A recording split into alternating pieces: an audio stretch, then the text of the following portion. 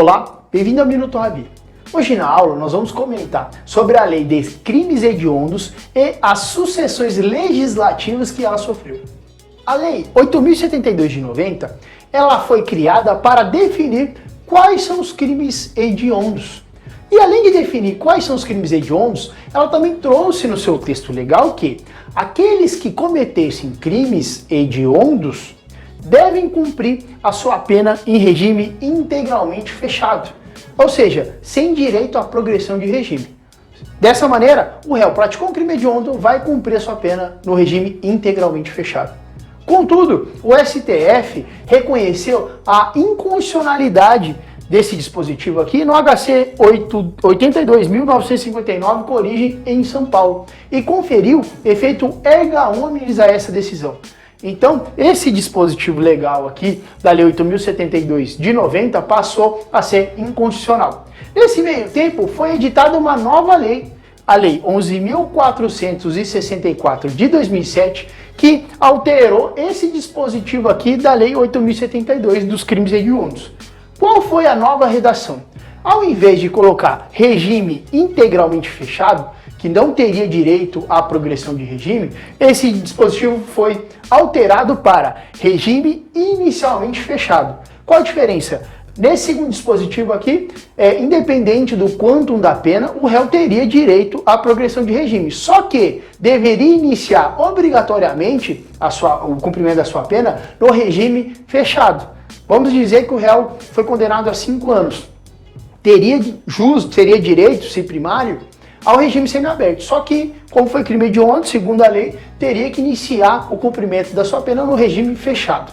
E aí veio novamente uma outra decisão do STF, mas dessa vez no HC 111.840, com origem no Espírito Santo, e declarou a inconstitucionalidade desse dispositivo. A partir daí, o entendimento é que, mesmo que o réu venha a cometer um crime hediondo, a pena aplicada para ele vai ter que ser comparada ao artigo 33 e ao artigo 59. E se o réu faz jus, vai ter que iniciar a sua pena em regime diverso do fechado. Se ele tem direito ao semiaberto, vai iniciar no semiaberto, e se ele tem direito ao regime aberto, ele vai iniciar a sua pena, o cumprimento da sua pena no regime aberto. Então, esse é o entendimento majoritário. Mesmo que o réu venha a praticar um crime hediondo, a pena a ele aplicada vai ter que ser comparada ao artigo 33 e ao artigo 59 para definir o regime inicial de cumprimento da pena.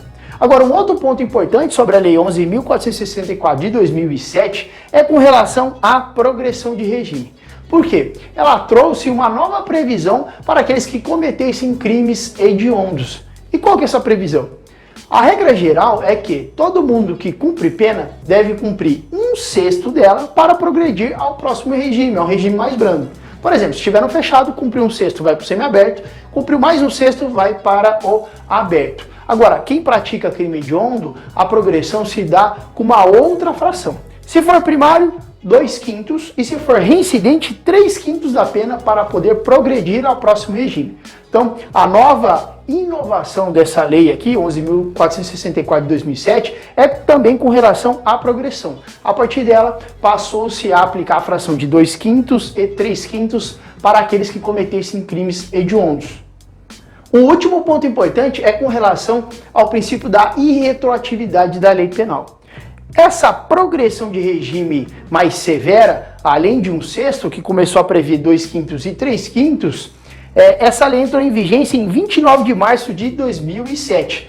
Antes disso, mesmo que o réu viesse a cometer um crime hediondo, ele teria que cumprir apenas 1/6 da pena.